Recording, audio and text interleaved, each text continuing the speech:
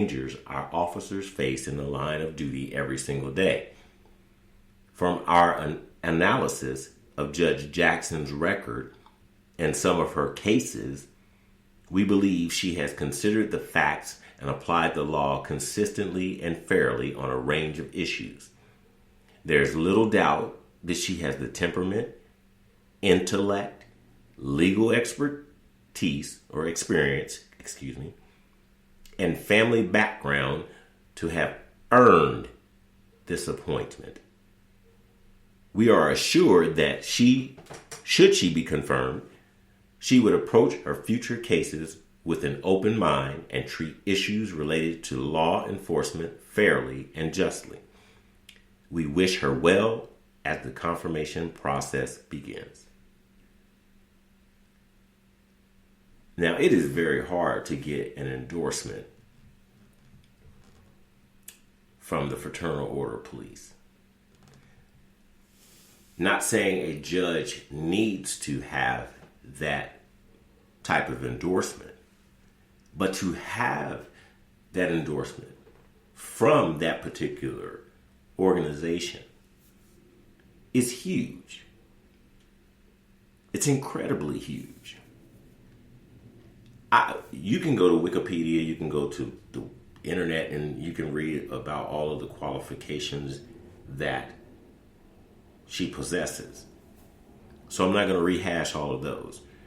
What I would like to point out in my conversation is a couple of things. And just hear me out for a moment. They're just my thoughts. As I watched the hearing, a couple of things came to mind.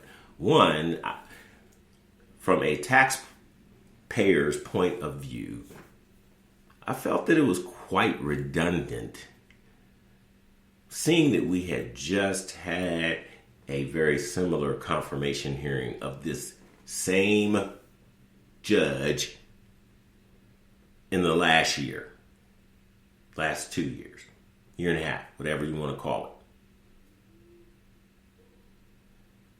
So to drag it on, really to even go through this elaborate process that happened, I felt like was a waste of taxpayer dollars. Why? Because nothing had changed in between the time of that confirmation to the time of this confirmation. And so you could have spent some time asking questions regarding, has anything changed in this amount of time? And if it hadn't, then all of those who had supported her before should have supported her this time. But even looking at the qualifications that she possesses, there's no doubt, quite honestly, that she's qualified for the position. And it's really sad in this country that we have come to a place where if we don't agree with something, or if something doesn't go our way, that it automatically has to be wrong and that we cannot support it. You know, there's two things that I've learned in my life that have been extremely helpful through good times, bad times, you name it. One, being able to laugh at myself. Literally. And I've done and said some silly things. But being able to laugh at myself, because it means that you don't take life so serious. And two, that it's okay to be wrong. Literally, it's okay to be wrong. And most people that I've met can't stand to be wrong, and doubly can't stand for someone to tell them that they're wrong. But some of the greatest lessons that I know I've learned in my life came from when I was wrong. So there's nothing wrong with it. It's what you do with that situation that matters, that counts. But anyway, So that was one thing that I was kind of disturbed with. Why are we wasting time rehashing stuff that we have just already processed? 2, I was embarrassed, quite honestly, for Senator Lindsey Graham. Because he looked like, and I'm not sure how old he is, I really don't care, but he looked like a little kid throwing a tantrum. And to be honest with you, I was offended for the judge myself in the way that he talked to her. He talked to her as if she was a criminal on trial. As if she had done something wrong. Excuse me, Senator. She has done everything that we ask a human being to do in this life.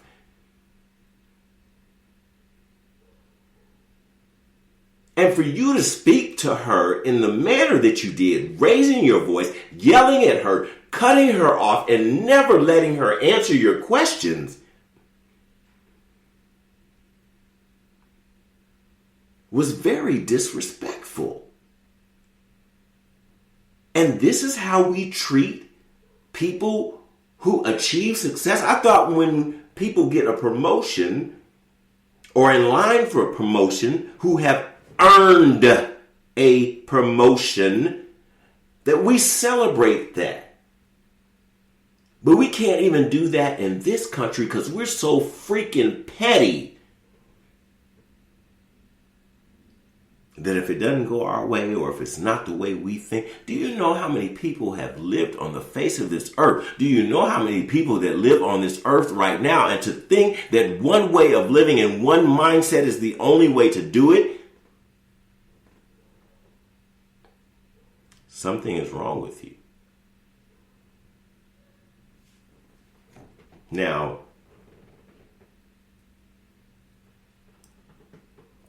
his main sticking point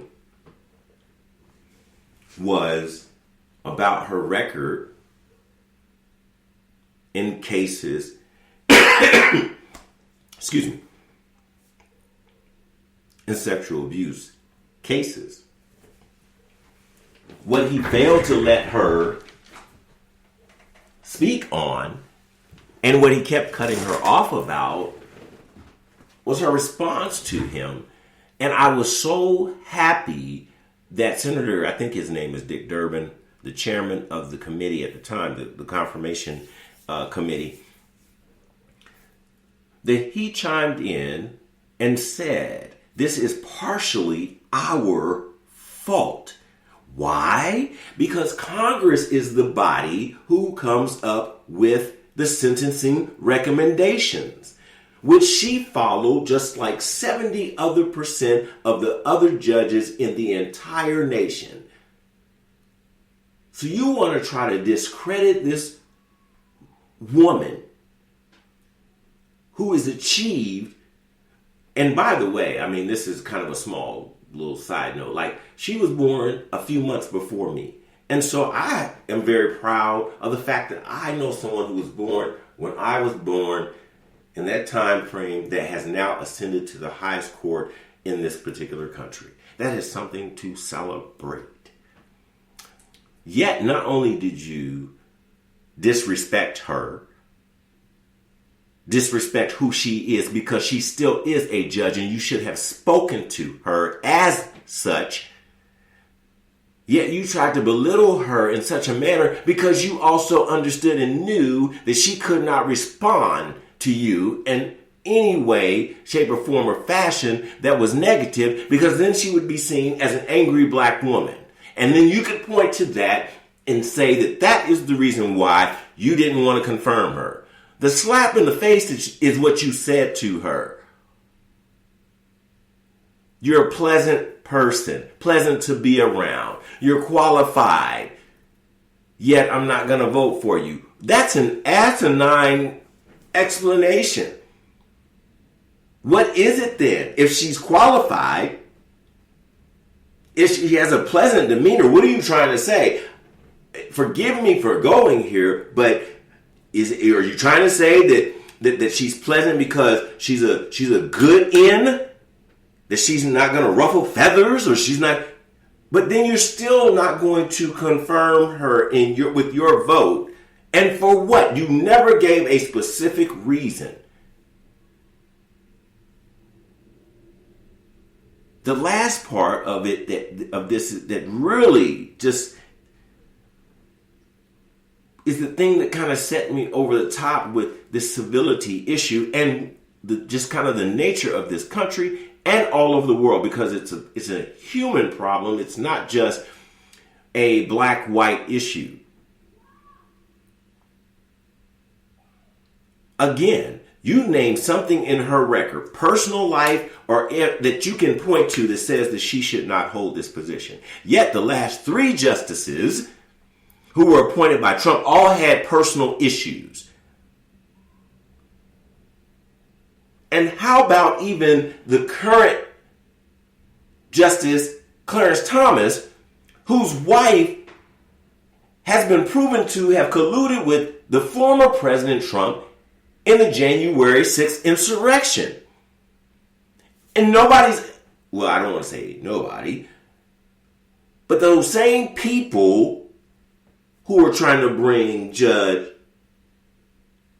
Jackson down, you're not saying anything about this. Excuse me?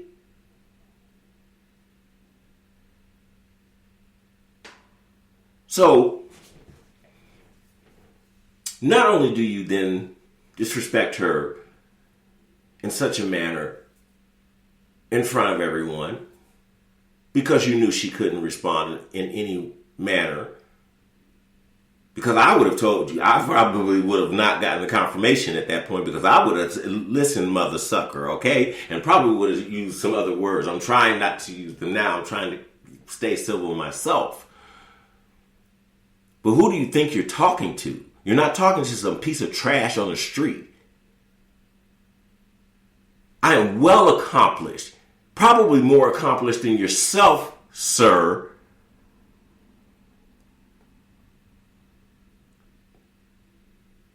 But where's the civility, even if you don't necessarily agree? And she went through a very, very specific litany of the ways that she processes things to ensure that she takes her personal views out of her judgments. Yet you didn't want to listen to any of that. And the last slap in the face, yes, the real slap in the face, was once she was confirmed, you and your little cronies decided to walk out of the chamber. Such a disrespectful act, such a childish, immature act. You are supposed to be a professional. You are supposed to be representing your state.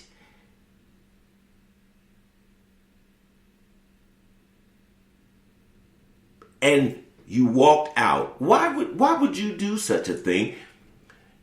You don't walk out during the presidential inauguration. You don't walk out during the presidential annual speech. Even though you all act like a bunch of kids and sit down and you won't clap if it's from the other party.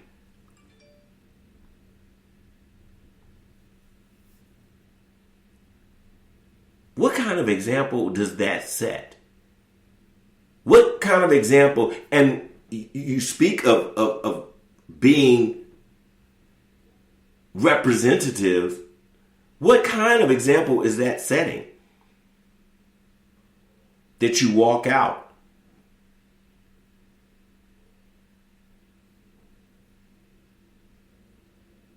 Has she done something wrong? Had she done something illegal?